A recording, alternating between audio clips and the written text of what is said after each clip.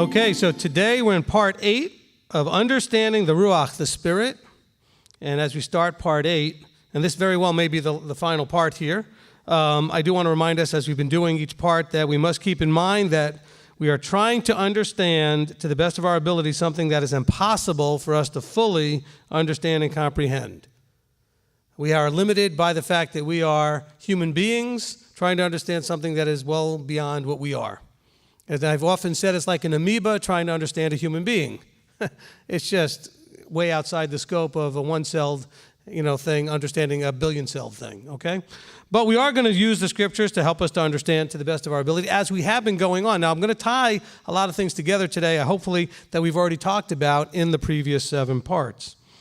Also, let's also understand that what we're seeking here is truth, and we're seeking understanding, not comfort or reassurance that we already have the truth or understanding. In other words, a lot of people, when they study, they really do themselves a horrible disservice, because what they'll do is they'll look for the scriptures and the verses to try to back up what they already want to believe or think they should believe, instead of just saying, okay, let's just start from scratch and see what it just actually says. And that's tough, because we've all been very well churched, very well indoctrinated, very well culturally. We've just had all of this stuff pushed into our heads, that it's very challenging to see things from a different perspective. Okay, very challenging. Okay? That being said, we're going to deal with some verses today that maybe used to challenge you. Hopefully they're not going to be as challenging anymore now, with this understanding of the Spirit that we've established over the last 7 sessions. Let's begin in Ephesians chapter 6. Ephesians chapter 6. And I want to just pick up here. This is kind of building on where we ended last time, when we were talking about what the Ruach HaKodesh was and what it is, what the Spirit is. And here we're told in verse 17, as part of this discussion about the armor, in verse 11 it says, put on the complete armor of Elohim for you to have power to stand against the schemes of the devil. Okay, so this is parts of the armor. And then we get to verse 17, it says that a part of the armor is the helmet of deliverance and the sword of the Spirit, which is the word of Elohim. Okay, now remember, part of the teaching was trying to make the case that the Spirit, or the Ruach, is not a third entity. It's not part of a Trinity. And so here, again, one of the techniques that you can use to see or not see whether that's true or not is to plug in that idea into verses where the word is used. And so it's not telling you that this third entity is the sword of the Spirit. It says the word of Elohim is the Spirit, okay? Okay, so the Spirit that's being referred to here is the word of Elohim, which, by the way, is very consistent with what we've been saying for 7 weeks, right? Now, it says that you are to take the sword of the Spirit, which is the word of Elohim, praying at all times with all prayer and supplication in the Spirit, watching in all perseverance and supplication for all the set-apart ones. Now, the charismatics will often use verse 18 without using verse 17. And so when it says about praying in the Spirit, well, we're just told in the previous verse what we're talking about. Praying in the word of Elohim. And see, so the previous verse explains that verse. But see, unless you are being brought through verse 17 straight into 18, that gets missed often. Okay? Because you can't just now read verse 18 by itself. Praying at all times with all prayer and supplication in the Spirit. Well, now that's, all of a sudden now that's this ethereal, separate, ooey-gooey thing. No. He told us 3 seconds earlier, 9 words earlier, that it's the word of Elohim. He says, the sword of the Spirit, which is the word of Elohim. So we're to pray in the context of the word of Elohim. Now that's a whole different perspective. Okay? However, it's completely consistent with everything else we've been showing you from the word over the last 7 weeks. Okay? Because what is the word of Elohim? Well, Yeshua is the word of Elohim. Right? We know the word put on flesh, John 1:14. We also know that the word is truth. We also know Yeshua is truth. We also understand that the word is, and the truth is the Torah. The Torah is the word, the instructions. So these things, it says here that we are to pray in supplication to what? Supplicating ourselves to what? The truth, the word, the Messiah, the Torah. That makes a whole lot of sense, doesn't it?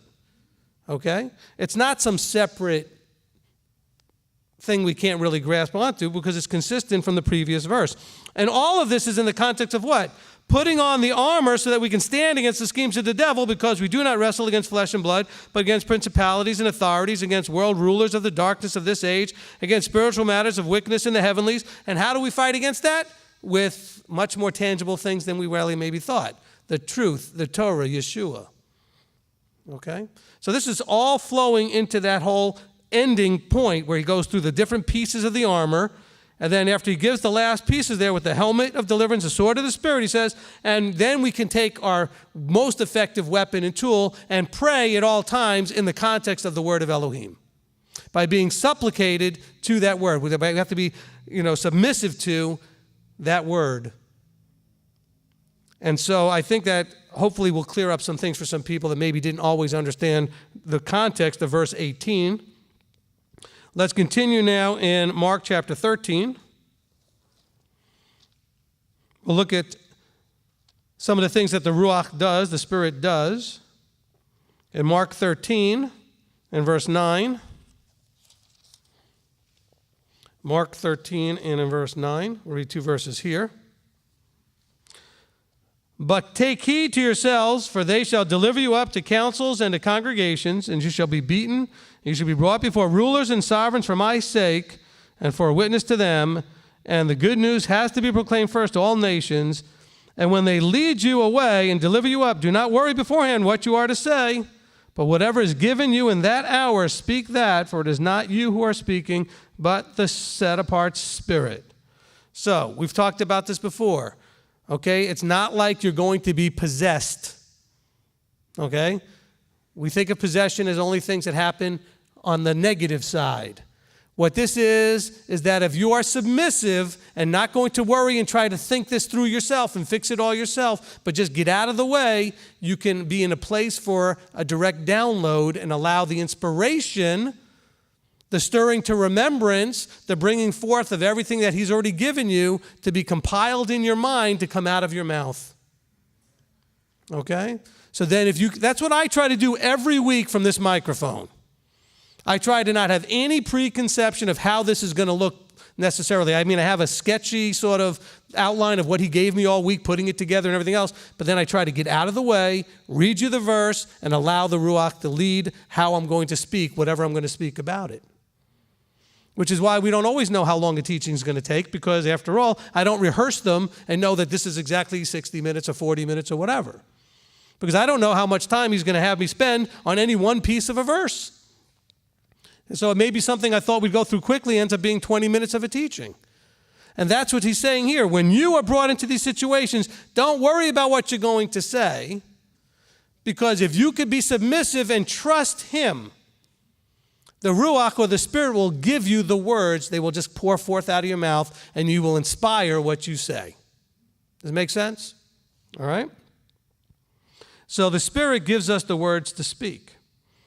Now, the Spirit also gives us power and boldness to preach the truth. Go to Acts chapter 4. Acts chapter 4. Because a lot of you will contact me, just getting back to Mark 13, a lot of you will contact me as you go into Acts, and you'll say things like, well, I don't know what to say to my brother or my sister or my boss. Well, do Mark chapter 13. Just go and let the words come out. Don't overthink it. Trust him. Now, of course, if you're never in the Word and you haven't put the stuff in yourself, into the system, you haven't laid up the Word in your heart and in your mind, you're not giving him a whole lot to work with. You got to give him the materials to work with. He expects you to do your part. That's why we've read verses upon verses over the years here about how the fact that you need to lay these things up in your heart. He's not going to do it for you. You've got to take your participation role and take it seriously, and then the stuff goes much more smoothly. Acts chapter 4 and in verse 29. Okay, Acts chapter 4, verse 29. And now, Yahweh, look on their hearts and give to your servants all boldness to speak your word by stretching out your hand for healing and signs and wonders to take place through the name of your set-apart servant Yeshua. And when they had prayed, the place where they came together was shaken, and they were all filled with the set-apart spirit, and they spoke the word of Elohim with boldness. So, again, this is really the most powerful manifestation of being filled with the Ruach. It's not necessarily this idea of speaking in different tongues and all these other things. It's speaking the word of Elohim with boldness. Okay? By the way, you see this with Moses and the 70 elders. When the spirit that was on him was put on them, what did they do? They started speaking the word of Elohim with boldness. And of course, Joshua got all offended and jealous for his mentor, Moses, and said, make them stop, make them stop. And Moses was like, no, I wish everybody was doing that. By the way, Paul says the same thing. I wish everybody would prophesy. Prophecy is speaking the word of Elohim with boldness. It's not speaking the future necessarily, although it does have that element of it occasionally, but that's not the primary purpose of prophecy. Purpose of prophecy is a prophet is the one who speaks with authority the word of Elohim. That is the scriptural definition. And so he's saying here, when they were filled with the Ruach, with the Spirit, they spoke the word of Elohim with boldness. So you want to be able to speak with boldness? Well, look, they prayed, they believed, they trusted, and the Ruach got filled. Now, when it says they were filled, I'm going to say that there is not necessarily the conclusion here that we should have that they had none of it before. We're going to see later that the Ruach as an earnest, as a little taste of it, a little prepayment is already in you. We're talking about being immersed in it. See, remember, this all goes back to Yochanan the Immerser, right? John said, I baptize you in water, but the one who's coming will baptize you or immerse you in the Spirit and in fire. Of course, we already did the several-part teaching about being immersed in fire. This one is now talking about being immersed in the Spirit. So immersed means to be filled to overflowing, to be completely surrounded by the Spirit. So we're not going to assume that these people had none, but now they were filled with. They were immersed in the Spirit, and it came through their belief and their trust and their prayer and their commitment. And so what did they receive as the fruit of that? The boldness to speak the word of Elohim with that boldness. Okay? 2 Timothy chapter 1. 2 Timothy chapter 1 and verse 6. 2 Timothy chapter 1 and in verse 6. For this reason I remind you to stir up the gift of Elohim which is in you through the laying on of my hands. For Elohim has not given us a spirit of cowardice, but of power and of love and of self-control. Okay? Now this is still talking about his spirit that he gave us, which again, it doesn't fit in here to make it a third person or an entity or a being. Okay? It has to do with the intrinsic nature of Elohim. He connects to us and fills us and transfers from him to us his nature through this thing called the Ruach or the Spirit. And he's saying here, I would want to remind you to stir up this gift of Elohim, which is in you through the laying on of my hands. This hit me last night going through this. This is going to mess you up a little bit. Let's talk about this laying on of hands thing. Could it really not be this whole magical thing of like putting my hands on you? Could it mean that, when a parent ever says to a kid, well, when I lay my hands on you, could it mean through the fact that Paul was able to lay his hands, grab a hold of these people and teach them and instruct them and get them to where they needed to be, as opposed to this ceremonial laying on of hands? Wouldn't that change the perspective just a little bit? So could it be that Paul is saying to Timothy, he says, look, I want to remind you to stir up the gift that is in you through the fact that you submitted to me in a discipleship process and you let me lay my hands on you and grab a hold of you and walk you through this process to where you are right now. Isn't that a completely different way, though, of thinking about this? Oh, no, it's a magical ceremony. You as the rabbi or the teacher or the pastor, you put your hands on me with oil and come on. Really? But that's what the verse says. Well, I think there's other ways of understanding the idea of laying hands on. Because we've used that phrase, if I ever lay my hands on that person's, right? What are you going to do? You're going to grab a hold of them and set them straight, right? Well, this is a discipleship process. a person volunteers to allow the mentor to lay hands on them, to grab a hold of them and set them straight and teach them and instruct them in the way they should go.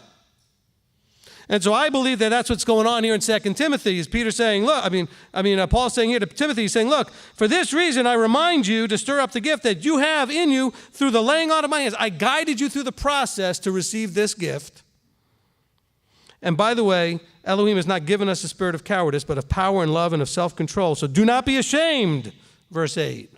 In other words, go forth, consistent with what we've already read, with boldness to preach the word.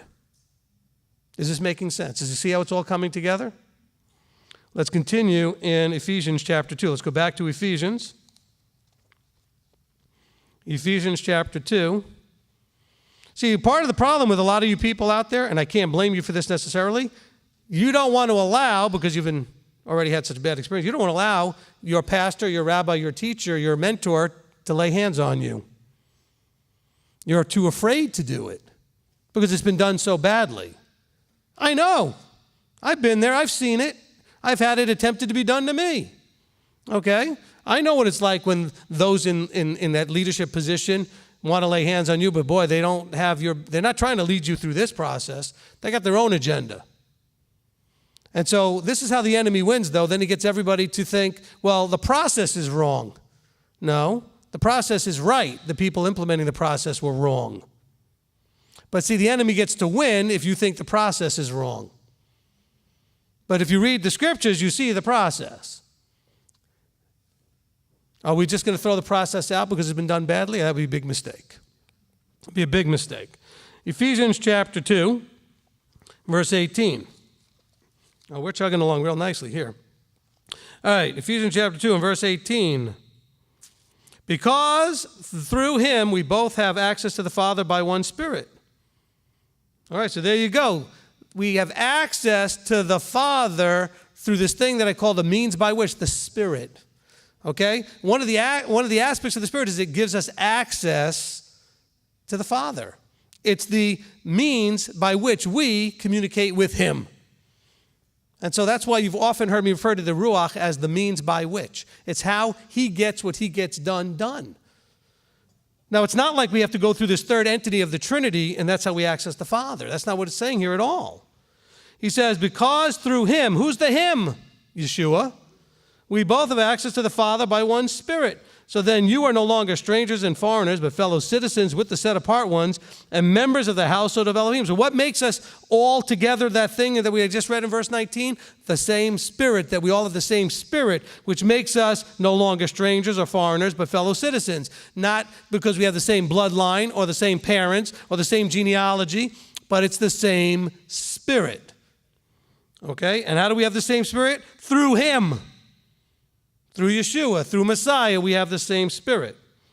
He says, having been built upon the foundation of the emissaries, the prophets, Yeshua Messiah himself being the chief cornerstone, in whom all the building being joined together grows into the set-apart dwelling place of Yahweh, to whom you are all being built together into a dwelling of Elohim in the Spirit. So what's the Spirit? The word of Elohim. So what's helping to build us together? The commonality that we're all trying to walk in submission to, in accordance with the word of Elohim. That's what makes us family. That's what makes us citizens together. That's what makes us all part of the same body if we are doing that. And what is it? The Spirit. The Spirit is the word of Elohim. You see? It's the means by which he brings us all together. It is his intrinsic nature. You know, we're going to read it here in a minute because we're going to go to that verse again. But we know we read the verse before. It says, Elohim is Spirit. In other words, that intrinsic nature that he's trying to give to us is his full embodiment of who and what he is. And he's trying to transfer that to you in changing your character and your heart and your mind to be like him. Let's continue in, where did we just go? Okay, so we need to now go to Romans chapter 5.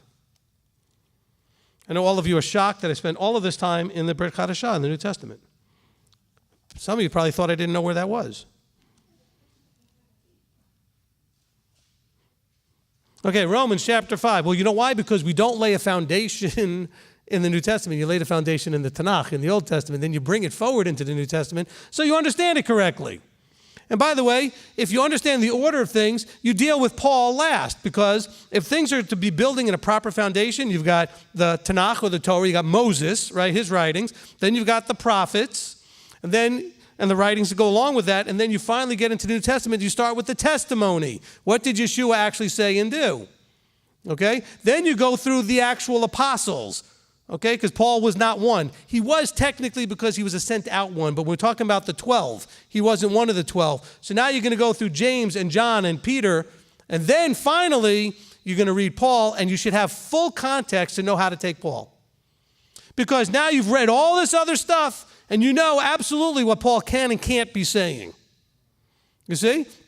But see, Christianity wants you to start with Paul and work your way the other way. And no wonder everybody's confused, because you don't have no foundation.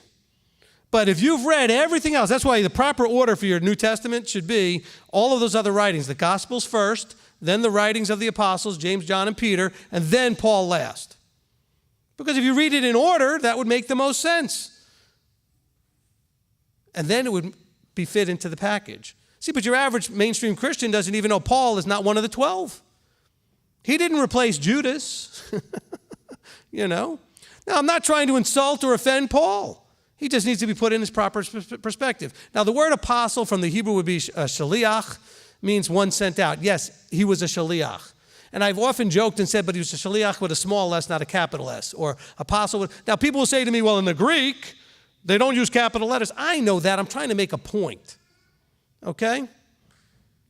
Okay, the point is, he's not one of the 12. Does that diminish his value? No. Does that diminish all the things that he said? No. Does that diminish that he can teach us a lot? No. But just have everything in right perspective. Does that make sense? Hopefully that does. Now, having said all that, now we're in Romans chapter 5, verse 1. Therefore, having been declared right by belief, we have peace with Elohim through our Master Yeshua Messiah, through whom also we have access by belief into his favor, in which we stand, and we exult in the expectation of the esteem of Elohim. Okay, let's just stop there for a second. He says we have access. When we see the word access, what should we be thinking about? The Ruach. The Ruach is what gives us the access. But what gives us the ability to use the Ruach in that way? Our belief. And he says, by our belief, we have this process. So we believe, then we are filled with Ruach, and then we have access. Okay? Now, and not only this, but we also exult in pressures, knowing that pressure works endurance, and endurance approvedness, and approvedness expectation. And expectation does not disappoint, because the love of Elohim has been poured out in our hearts by the set-apart Spirit, which was given to us. So now, see where the Ruach is brought into this in verse 5? It's in the context of the flow of this whole thing. He says we go through this process, but then as we're going through it, we end up under pressure, which goes into the parable of the sower of the seed, right? You're going to have things that are going to try to choke out and mess with you depending on how good your ground was. Well, here he's saying, look, we must exult in these pressures. This is the baptism of fire part. Okay? Remember we talked about that for a couple of weeks, that you're going to be baptized in fire. Fire does what? It tests you. It purifies you. It puts you through that kind of a heat that's going to see what's really there.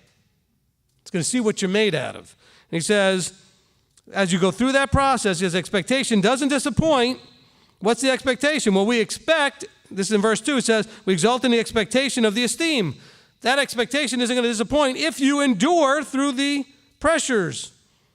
It says, and it doesn't disappoint because the love of Elohim has been poured out in our hearts. How? By the Ruach HaKodesh, which was given to us. This again is that access. This is that thing that keeps communicating to you, that still small voice saying, hang in there, don't give up, don't quit, endure until the end, because it says to he who overcomes till the end will receive all that good stuff. Everything that's in your scriptures leads eventually to Revelation, where it says, and to he who endures until the end, to he who overcomes till the end will receive all this. That's the bottom line. That's the bottom line. Ephesians chapter 3. Well, I've been in Ephesians a bunch today. Ephesians chapter 3. And in verse 14, Ephesians 3 and verse 14. So through the Spirit, the love of Elohim is poured out into our hearts. Because Elohim is love. But the Torah teaches us how to love him and how to love neighbor. It's part of how he pours it out. Because after all, what are the two great commands? Well, we need to know how to love him and how to love each other. Well, how do we do that? Well, his other instructions tell us how to do that. Ephesians chapter 3 and verse 14. For this reason, I bow my knees to the Father of our Master Yeshua Messiah, from whom all fatherhood in the heavens and earth is named, in order that he might give you, according to the riches of his honor, of his esteem, by power, to be strengthened in the inner man through his Spirit. So this thing known as the Ruach, is supposed to strengthen your inner man. But what did we say the Spirit was? The Word of Elohim. The Word is supposed to strengthen your inner man. Well, it's not going to do any of that stuff if you don't spend any time reading it, studying it, and then embracing it and making it a part of you. But it's going to strengthen the inner man. He says that the Messiah might dwell in your hearts through belief, having become rooted and grounded in love. Okay, now he's connecting here what we already read in John 14, previously, way back earlier in this teaching, and we'll probably go there again anyway today. He said, look, he's linking this Spirit in verse 16 to the Messiah himself. Listen and we'll follow it through. He says, to be strengthened in the inner man through his Spirit, that the Messiah might dwell in your hearts. The way the Messiah dwells in your hearts is through this thing called the Ruach, the Spirit. That through belief, having become, now, by the way, he's going to dwell in your hearts through belief. You don't believe, he's not happening. How do I know? Well, John 14, we're going to get back to it. It says, if you, what? Love me and guard my commands, then I will send you the Spirit.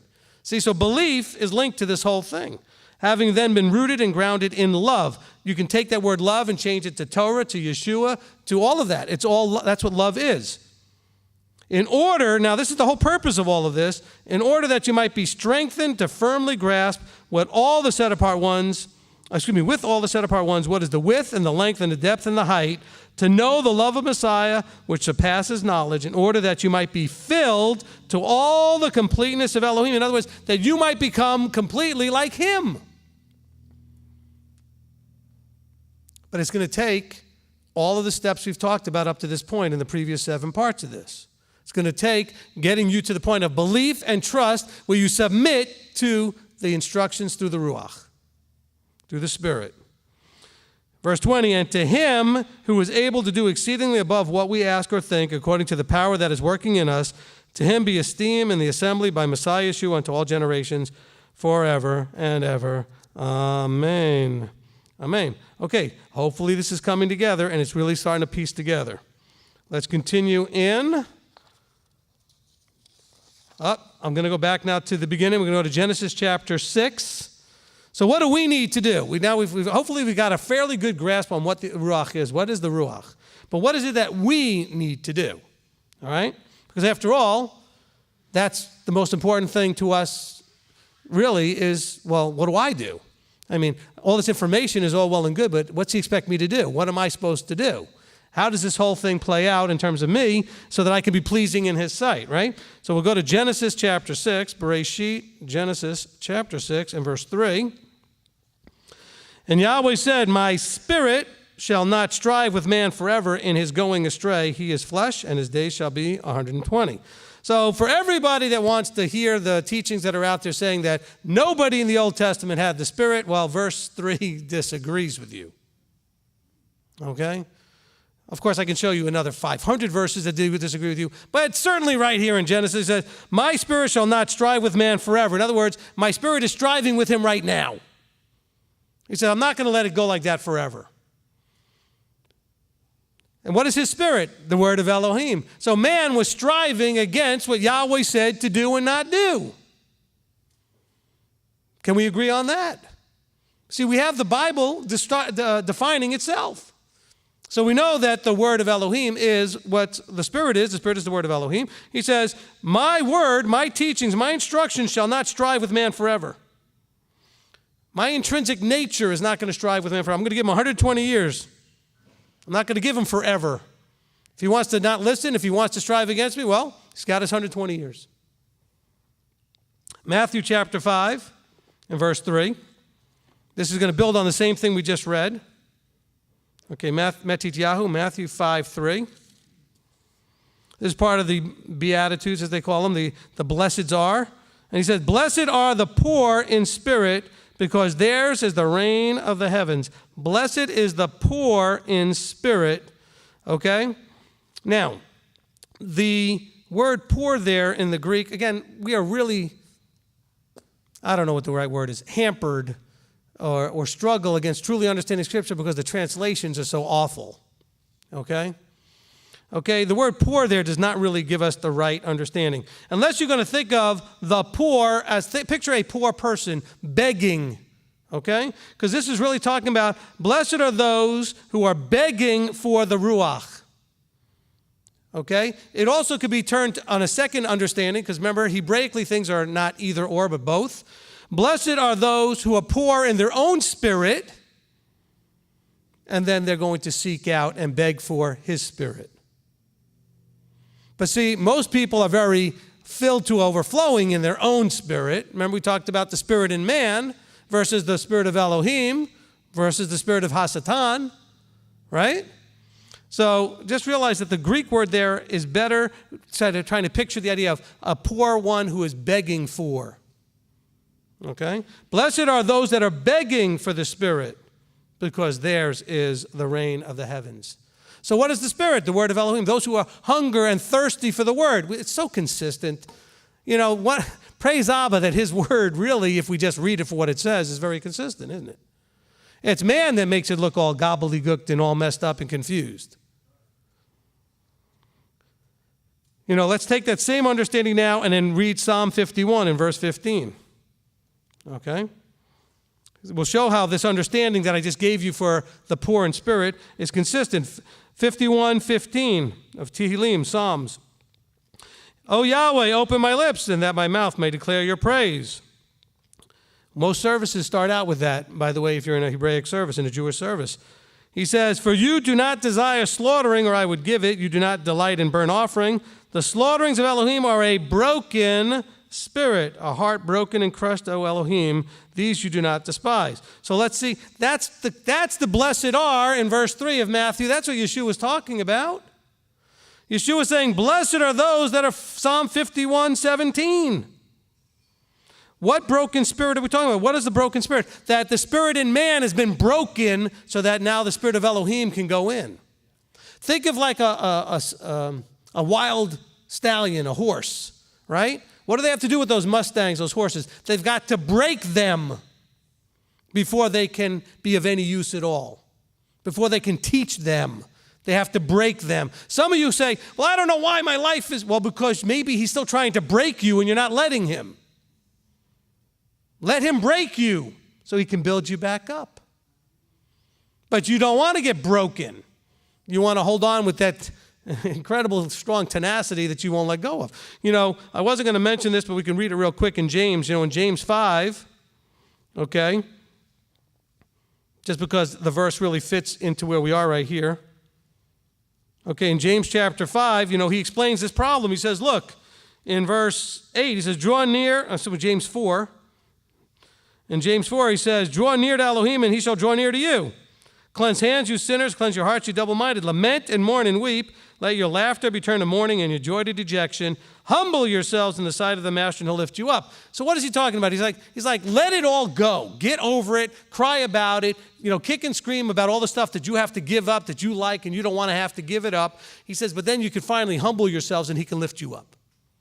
That's what James is talking about here. I mean, why would he be saying to you, draw near to Elohim and he'll draw near to you, and then all of a sudden lament and mourn and weep and let your laughter be turned to what? He's saying your laughter, the things that you like and all that stuff that you want to do that you shouldn't be doing, kick and scream and get it out of your system and be done with it. And then be humble enough so that he can then lift you up. Is that not exactly the same as Psalm 51? Same as Matthew chapter 5? They're saying all the same thing. You have to allow him to break you and just get it done with, and then finally you can be free so he can lift you up and mold you as the master potter into the image he wants to mold you into. I don't know what else to say. 1 Peter, 1 Kepha, chapter 1. 1 Peter, chapter 1. We'll just move over a page. See, it was good that we were in James, right? We're just a page away. All right, 1 Peter, chapter 1, verse 1 and 2. Kepha, an emissary of Yeshua Messiah, to the chosen strangers of the dispersion in Pontus, Galatia, Cappadocia, etc. So I read verse 1 so you know who he's writing to. He's writing to those who were scattered. So he's trying to preach out to the lost Israelites, the 10 tribes. He's saying, to those people out there, the chosen who are strangers of the dispersion, he says, chosen according to the foreknowledge of Elohim the Father, verse 2, set apart by the Ruach unto obedience and sprinkling of the blood of Yeshua Messiah, favor and peace be increased to you. So why did I bring this up? We are supposed to be those in the dispersion that are set apart for what? For obedience. Why? Because that's the simplicity of the covenant. Exodus chapter 19. You agree to obey, and I'll agree to take you as my people. I mean, the covenant's not a complicated document, okay? The details are many, but the details are very simply based on you already said you'd obey. Now he's going to tell you what you need to obey. You need to obey these things. And then I will take you as my people. So here are those who are prophesied to be scattered and to be regathered. And he said, look, there was foreknowledge of Elohim the Father. He knew that you'd be out there receiving this message. Remember, the good news is that the regathering has begun. It's not just the good news that Yeshua died and was buried and was resurrected. That is really good news. But the good news that everybody talks about when they say good news is what they'd all been waiting for. The prophesied redemption and return out of dispersion. And so he's saying, look, to you out there who according to the foreknowledge of Elohim the Father, set apart by the Spirit unto obedience and sprinkling of the blood of Yeshua Messiah, favor and peace be increased to you. But that only works if you're actually set apart unto obedience. Okay? So it's the Spirit that gives you the strength and the boldness and encouragement to be obedient. That's one of the other elements of what the Ruach does for us. Let's continue in 1 Corinthians chapter 2. 1 Corinthians chapter 2. And we'll start in verse 1. I'm going to have to read this pretty quickly. I want us to have context, so that's why I want to start all the way in verse 1. I'm going to read the whole chapter, but what I want to get to is really at the end of the chapter here. And when I came to you, in verse 1 of 1 Corinthians 2, when I came to you, brothers, I did not come with excellence of speech or wisdom, proclaiming to you the witness of Elohim. For I resolved not to know any matter among you except Yeshua Messiah and him impaled. And I was with you in weakness and in fear and in much trembling. And my word and my preaching were not with persuasive words of man's wisdom, but in the demonstration of the Spirit and power, in order that your belief should not be in the wisdom of men, but in the power of Elohim. So let's stop right there. Is that not consistent with everything that I've already taught you today? Don't worry about what you're going to say. Get your own agenda out of the way. Do not try to be so skilled and talented and work it all out in advance. He said, I came to you and I let the Ruach speak through me to you. By me being weak and getting out of the way and not being all strong and dominant and trying to show everybody how smart I am. Right? He says, verse 6, yet we speak wisdom among those who are perfect, and not the wisdom of this age, nor of the rulers of this age that are being brought to naught. But we speak the wisdom of Elohim, which was hidden in secret, and which Elohim ordained before the ages for our esteem, which no one, now again, I'm not going to get into every detail of explaining all these little breakdowns here, because there's so much there, which no one of the rulers of this age knew, for if they had known, they would not have impaled the master of esteem. But as it has been written, eye has not seen, ear has not heard, nor have entered in the heart of man what Elohim has prepared for those who love him. But Elohim has revealed them, this is the key, to us through his Ruach, through his Spirit, for the Spirit searches all matters, even the depths of Elohim. So remember, one of the things the Ruach does is goes and takes all the pieces of the puzzle that you've put in your head by reading and studying the Word, and then connects the dots together.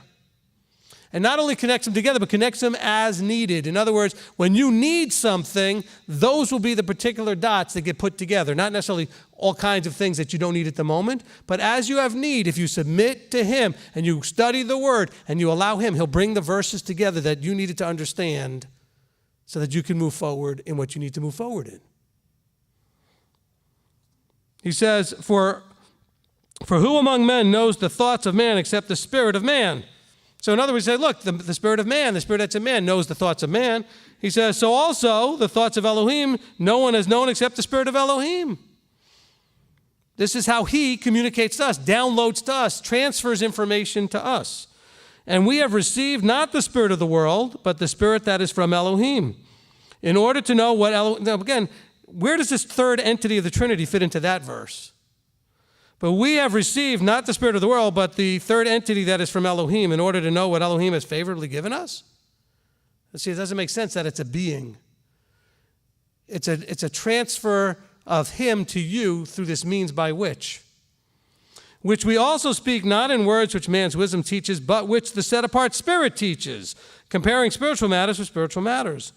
But the natural man does not receive the matters of the Spirit of Elohim, for they are foolishness to him, and he's unable to know them because they are spiritually discerned. Like when your family members laugh at you when you want to keep Shabbat and stop eating pork and not do Christmas and Easter anymore and all these other things, they cannot discern what that's all about. But yet, if the Ruach were really working there, it would all be clear, like it became clear to you when he first grabbed a hold of you. But remember, Yeshua says, none comes unless the Father draws.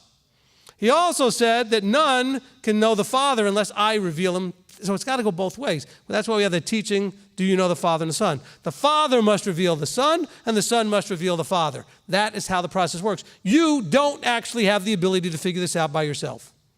You can read the words, but you won't understand because it still will be foolishness without them doing the eye-opening, ear-opening, and heart-opening. Which is why you have a lot of friends that are very well read, very well informed, and still can't see anything. It's not their fault. So we don't want to mock or laugh at them. You were them not too long ago. Be careful about the laughing, right? You were them. But see, he says, but he who is spiritual discerns indeed all matters but he himself is discerned by no one, okay, and etc. Okay, now, for who has known the mind of Yahweh, who will instruct him, but we have the mind of Messiah. Remember he says in Philippians, he says, let this mind be in you, Philippians 2:5. That was in Messiah Yeshua. Okay? What was his mind? Well, I can make it real simple. He said, everything the Father says, I do. That's his mind.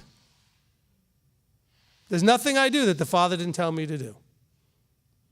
I only do what's pleasing in his sight. That's another thing Yeshua said. These are insights into his mind.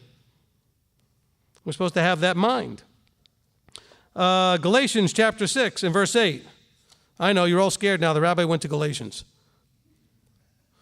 Galatians chapter 6 and in verse 8.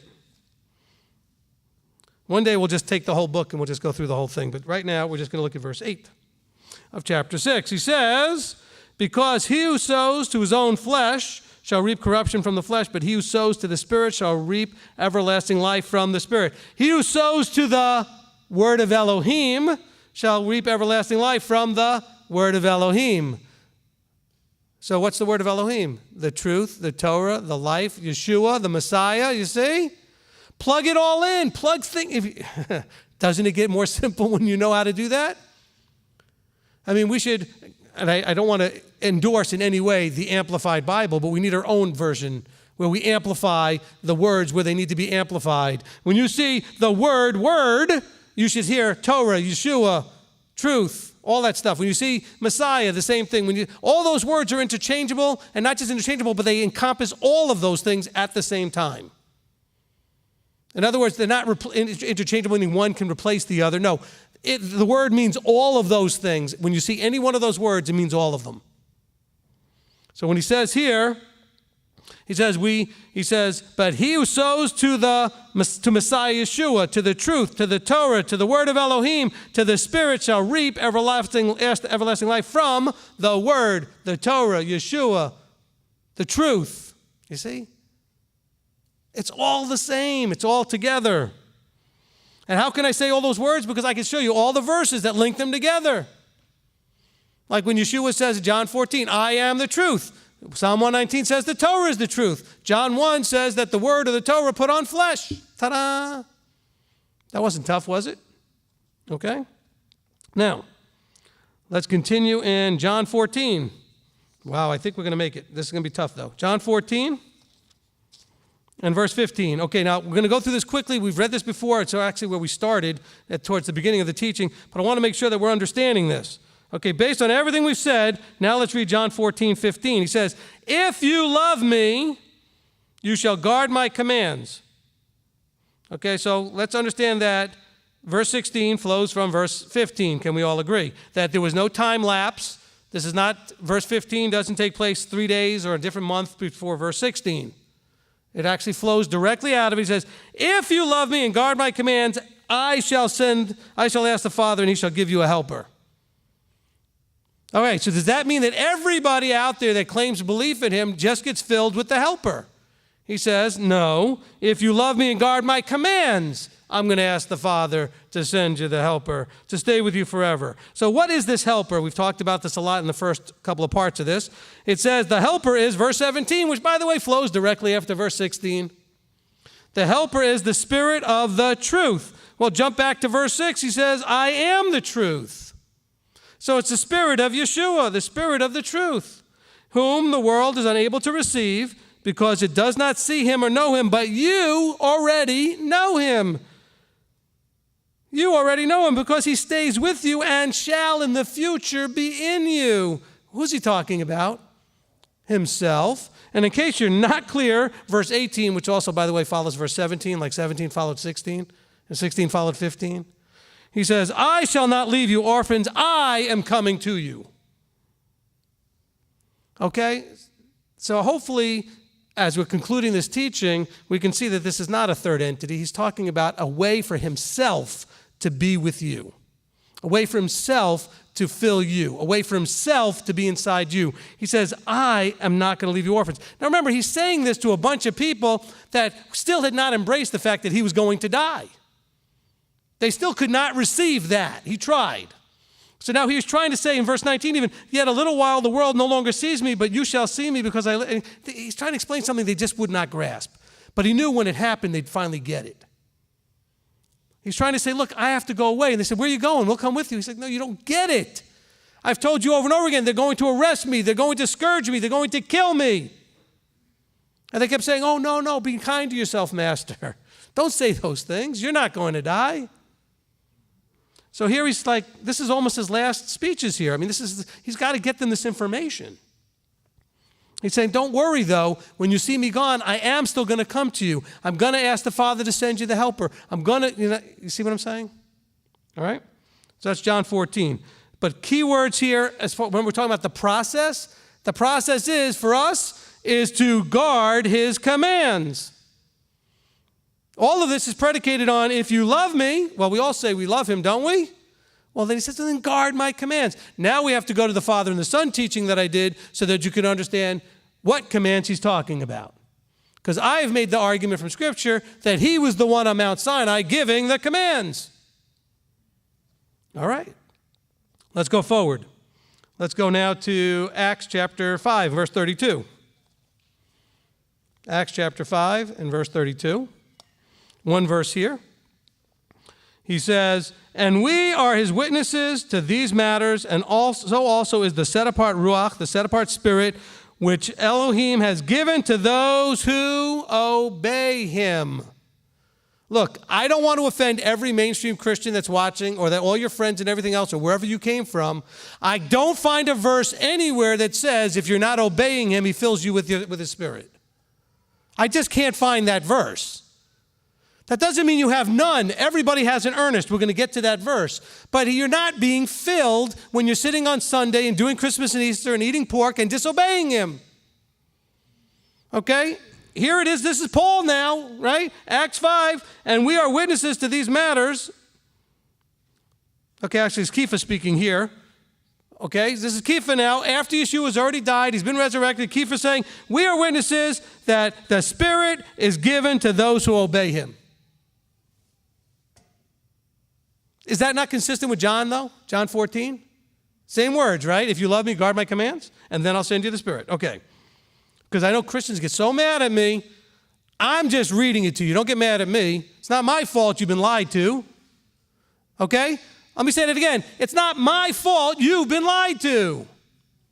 So don't get mad at me. And by the way, I'm not mad at you. I don't judge you. I'm mad at the system that has lied to you. And so I had somebody recently attack me about how they didn't like the way I talked to about Christians. It's not Christians that I have a problem with. It's the system that lied to them. It's not your fault if you're in that system and that's all you know, because you don't know any better. And the system's lying to you. They're telling you you're in the truth when you're not. You're in part truth. Because some of what they teach is truth, but then you feel like you've got it all when you don't. So let's understand the book is talking. Let's listen to what Peter says, and don't worry so much about what you think I'm saying. I'm just reading Peter to you. Okay? I didn't write any of this book. All right? Where am I now? Luke chapter 11. Okay, remember, we're talking about our process in this. Obedience was a big part of it. Now we're going to go to Luke chapter 11. Man, I better hurry up now. We're getting close to the end. I got to squeeze this in here. Luke chapter 11 and verse 9. Okay. Luke 11:9. And I say to you, ask and it shall be given to you. Seek and you shall find. Knock and it shall be opened to you. For everyone asking receives, and he who is seeking finds. And to him who is knocking it shall be opened. And what father among you whose son asks for bread shall give him a stone? Or asks for fish and shall give him a snake instead of a fish? Or he asks for an egg, shall give him a scorpion? If you then,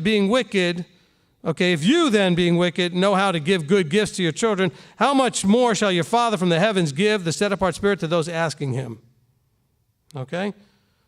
So what is our role? To ask, to seek, and to knock. It's not just sitting there going, just give me more of your Spirit, give me more of your Spirit. It's to be willing to say, how do I do it? What do you expect from me to get more of your Spirit? What do you require? And not just saying, give me, give me, give me. How about saying, I need this, I know I need it, I'm asking, I'm seeking, I'm knocking, but I need to understand what is it that is required of me to get it? Well, obedience. Okay? Obedience is required. And so we have to ask and seek and knock, but we're also asking for the path, not just for the, we're not just, this is such a modern day thing. We all want a handout. That's what we want, right? Ask, seek, and knock for the handout. No, ask for the process. Ask and seek and knock for the process. The halakha, the walk. What is the path to this? John chapter 4. I'm going to hurry up here. John chapter 4, verse 23. Okay, Yochanan, John 4:23. But the hour is coming, and now is, when true worshipers shall worship the Father in spirit and truth, for the Father also does seek such to worship him. Elohim is spirit, and those who worship him need to worship in spirit and truth. So now, hopefully we got a much better idea of this spirit and truth thing. So he's seeking those that will worship him in spirit. Well, what is spirit? The word of Elohim. And truth. What is truth? Yeshua is the truth. The word is, so it's got both kind of together in there. So how do we separate that? My hopefully inspired understanding was that the truth is the mechanics of it, and the spirit is the fullness of the intent of it. In other words, it says to, for example, not commit adultery, right? Matthew, we'll go back to Yeshua speaking in Matthew. Do not commit adultery, but you've heard that of old, but I say don't even lust in your heart to do it. That's spirit and truth. Okay? So the spirit of it, the intent of it, the fullness of how it was intended. So that's another way I've described the spirit as being the fullness of the intent. Because isn't Elohim, who is spirit, the fullness of the intent? I mean, he is the goal of the whole thing, to be like Elohim, to be like Yeshua, to be like the Father. Well, if you do these things, you become more and more like them. So he's seeking those that will worship in spirit and truth. It doesn't mean in a babbling language or in some sort of ethereal mantra thing or floating in the air or some other thing. It means to do it in the word of Elohim, in the way he intended it to be done, and in the mechanics of it. Okay? That's the spirit. Because people always say, well, I don't see enough spirit in this or spirit. They're looking for emotional stuff and these other things. It has nothing to do with what he's talking about here. He's not saying you need to worship him in emotionalism and truth. He's saying you need to do this in the fullness of how it was intended and with all the mechanics in place as well. Because those that messed up either lacked the mechanics, okay, so they were already wrong because they're not doing what he said to do, or they were doing the mechanics but they weren't doing it as intended. Because we saw a lot of people in history did the mechanics and yet somehow they got laid low in the desert, so to speak, because they did it just mechanically. Not with their heart behind it, understanding why they were doing it and doing it with all the right intent. They did it begrudgingly, whining, complaining, whatever, right? And so here is a verse that, this is a verse that's used all the time, especially in, and I guess people get mad because I keep mentioning things like the charismatics, but this is their issues more than it is for some of the other groups. This idea of doing something in the Spirit. Listen, I'm all for doing stuff in the Spirit, but our definitions might be very different. Okay? So we got to be careful of the definition of spirit. He says the word of Elohim is spirit. Elohim says, I am spirit. And I think the fullness of intent fits in there a lot better. All right, let's go to Matthew chapter 12. And by the way, some of what I skipped was about walking in the Spirit, where in Galatians it talks about walking in the Spirit in chapter 5 and it leads into the fruit of the Spirit. Just very simply understand, what does it mean to walk in the Spirit? Walk in the word of Elohim. Walk in the Torah. And if you walk out the commandments, then guess what? You have love, joy, peace, patience, etc. Okay?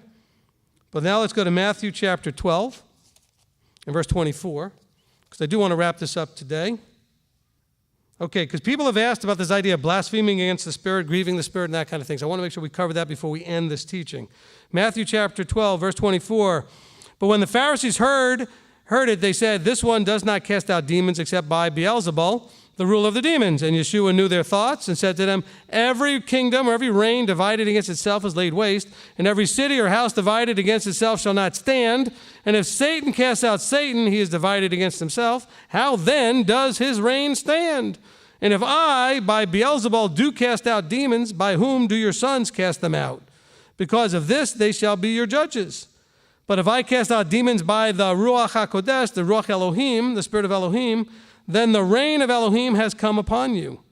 Or how is one able to enter a strong man's house and plunder his goods, unless he first binds the strong man, and then he shall plunder the house? He who is not with me is against me, and he who does not gather with me scatters abroad. Because of this I say to you, now, before I read the rest of the verse, because of what? Because of everything he just said about a house divided.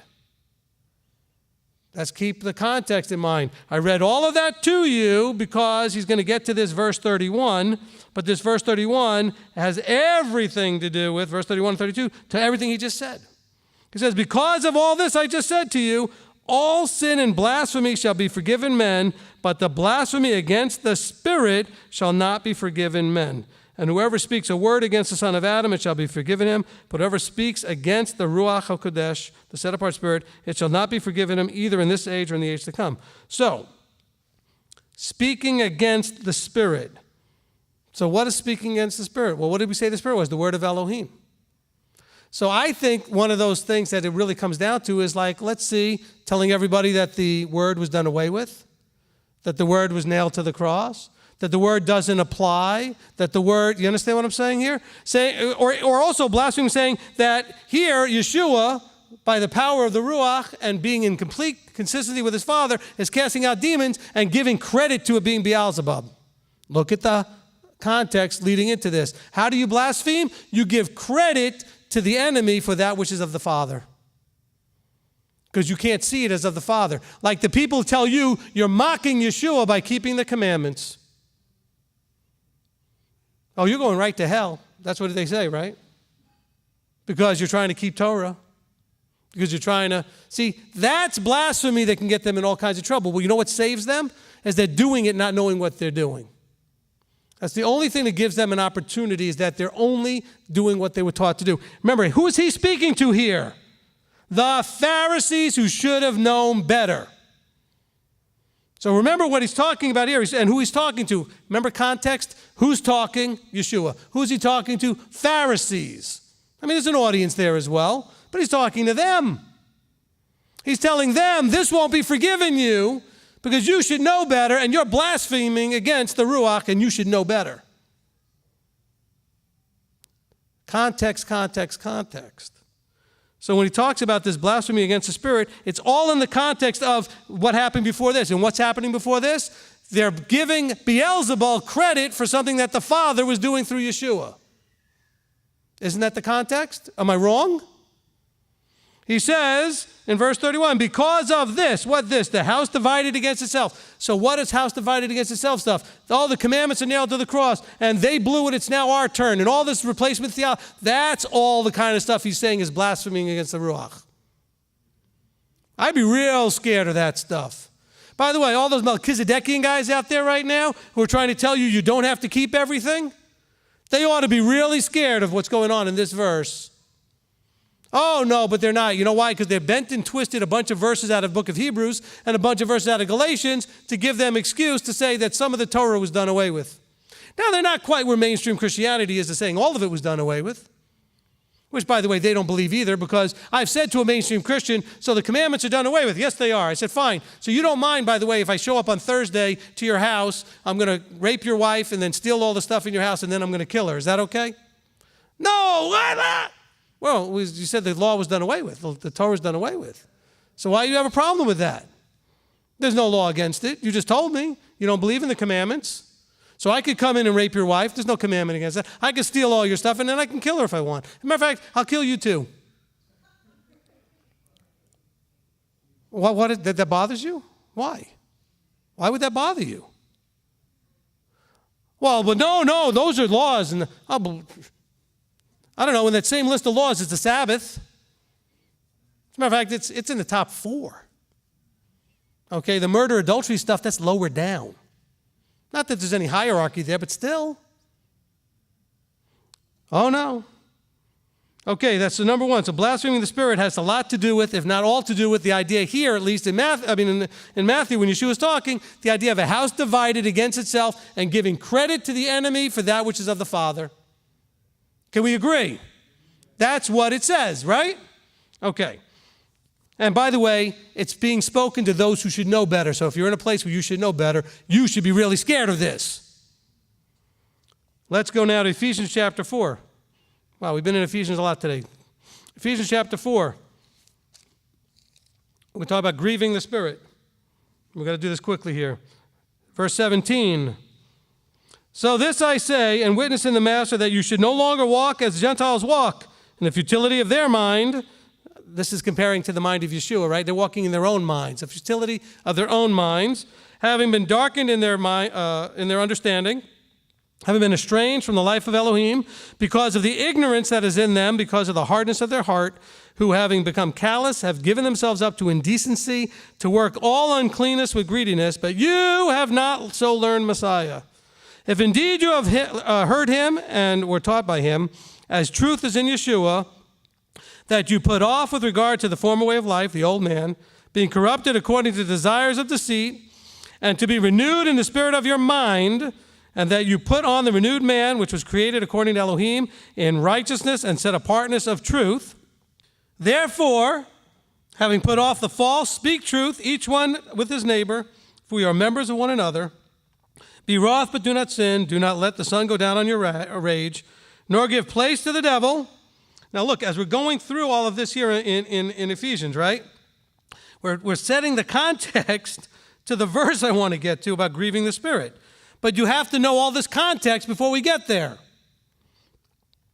He says, nor give place to the devil. Verse 28, let him who stole steal no more, but rather let him labor, working with his hands what is good, so that he has somewhat to share with those in need. Let no corrupt word come out of your mouth, but only such as is good for the use of building up, so as to impart what is pleasant to the hearers. And do not grieve the set-apart spirit of Elohim, by whom you were sealed for the day of redemption. So how do we grieve it? By doing all this stuff. What stuff? Walking in the futility of your mind, darkening your understanding, hardening your heart. Do you see? Just read the previous verses.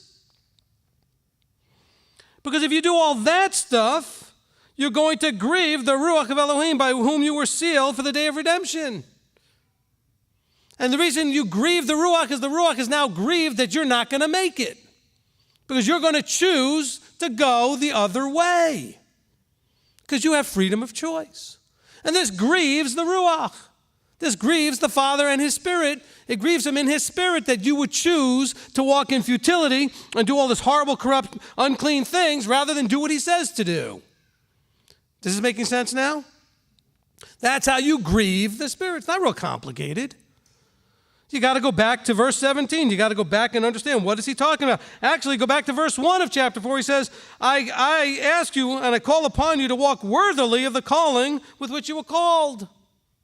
But when you don't walk worthily, easy for me to say, walk worthily, then you grieve his Ruach.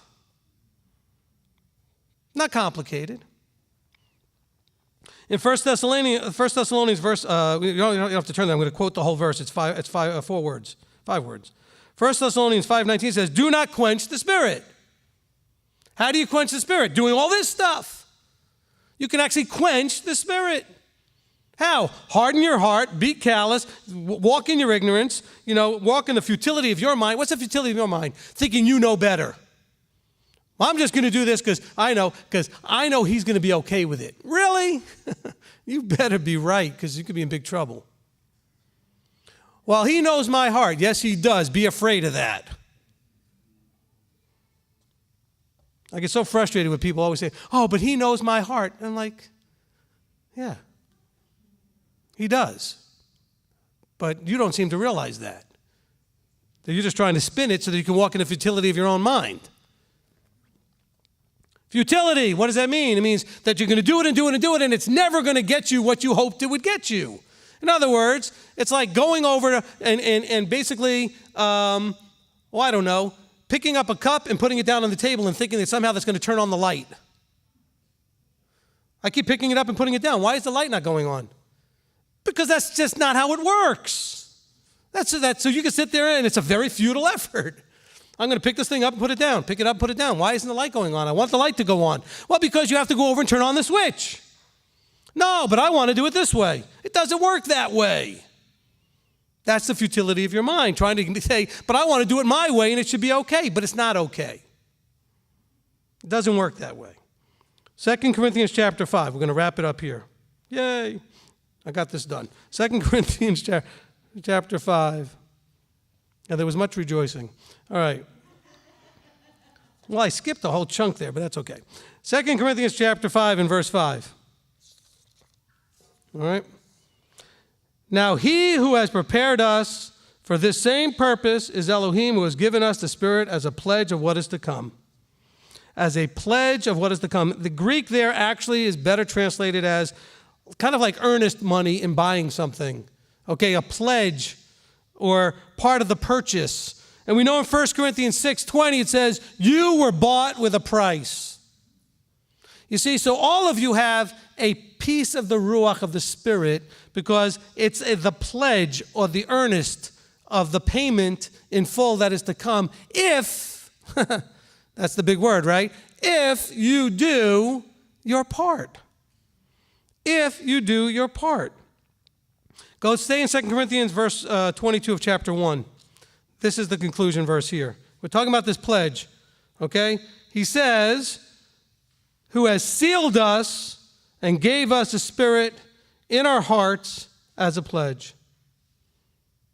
Verse 21 said, but he who establishes us with you in Messiah and has anointed us in Elohim, who has sealed us and gave the Spirit in our hearts as a pledge. Okay? Understand that all of you have the Spirit. Every one of you, everybody's ever been born. We are all born with a piece of the Spirit. It is a pledge.